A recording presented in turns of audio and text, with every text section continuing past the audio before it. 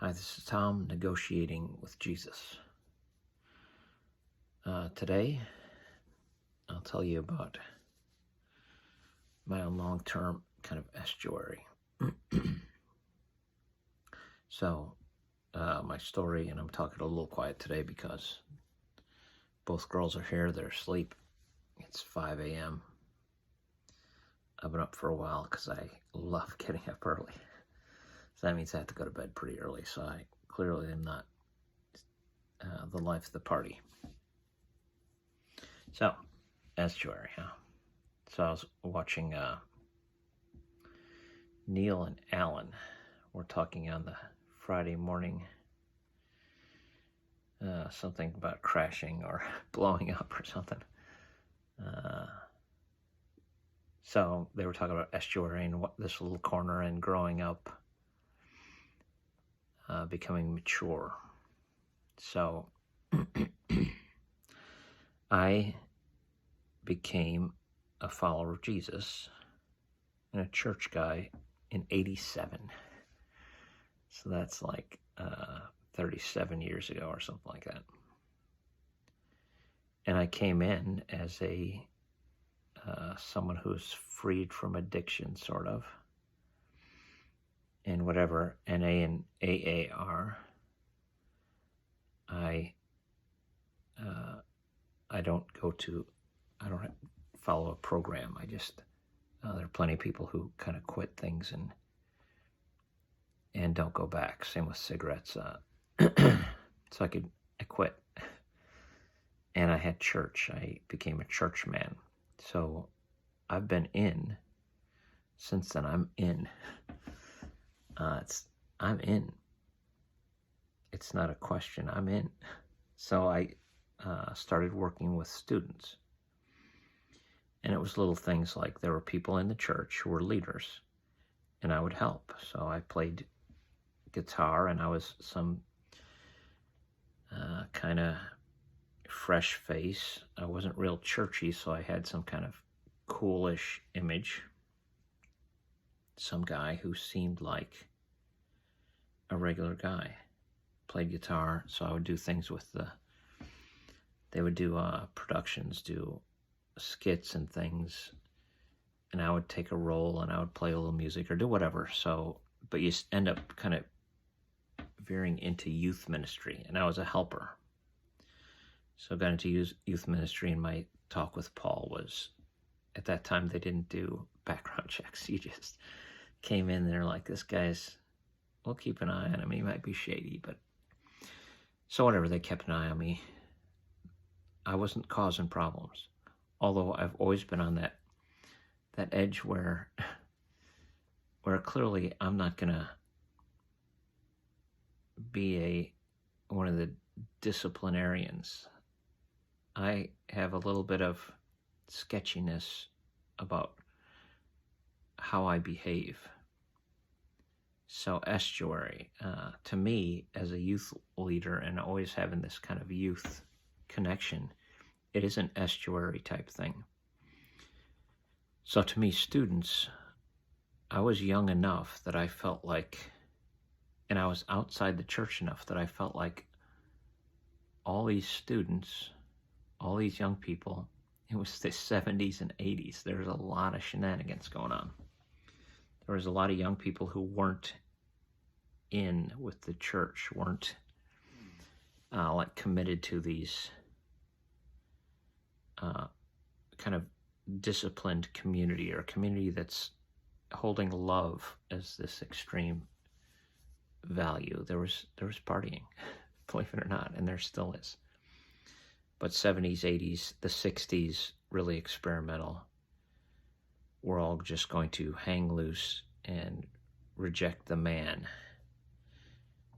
And it's this rebellion, a rebellious spirit. And with a rebellious spirit, it's not exactly churchy.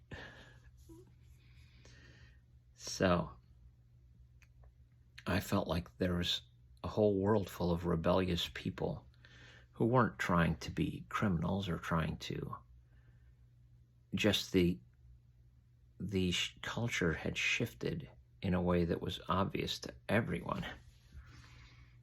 So the culture was not, and to me, not a Christian nation. It was a culture of rebellion and testing all the rules.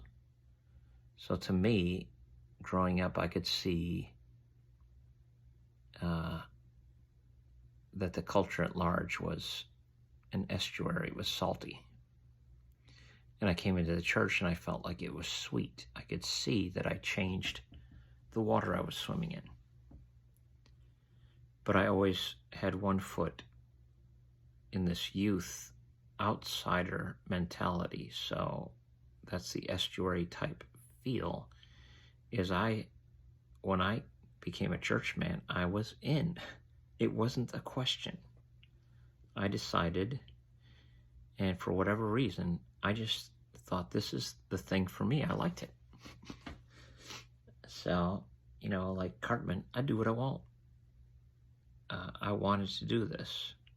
And in some way I was caught, I was hooked. If Jesus is fishing for men and creating fishermen, somehow I was hooked. It wasn't some great, I'm not a great, brilliant thinker. I was hooked. So a different kind of slave, but a kind of slave that you look around and think, this is good. It's not evil. I could feel the oppression of drug use, that it was hurtful. It was on the evil side. I was dark adjacent. I was playing in darkness, and evil things happen in darkness. I want to be undercover. I want to not be seen. On the DL, you're hiding. And now I was open. It was a change. I was in different water. So that's my estuary experience that I have always felt like. So this whole thing, following Paul and Peterson and Peugeot, Vervaeke, Jordan Hall, all these people who are talking about things that aren't sure where they're landing. I was always very comfortable with people who were they were seeking something. They were trying to get their footing, trying to find their home. So someone who found his home, I was comfortable with people who hadn't yet. So students are very much trying to find their identity, find their home. So that's been my whole ministry experiences. I loved the innocence, but also the unsure nature of becoming an adult, that you have to make some decisions. And I could go out with the bad kids in town.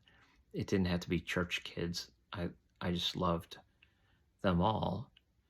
Of course, the good kids, the well-behaved kids, were way easier for me to deal with always.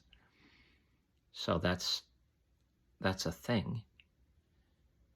But, the kids who are trouble like me, I get them.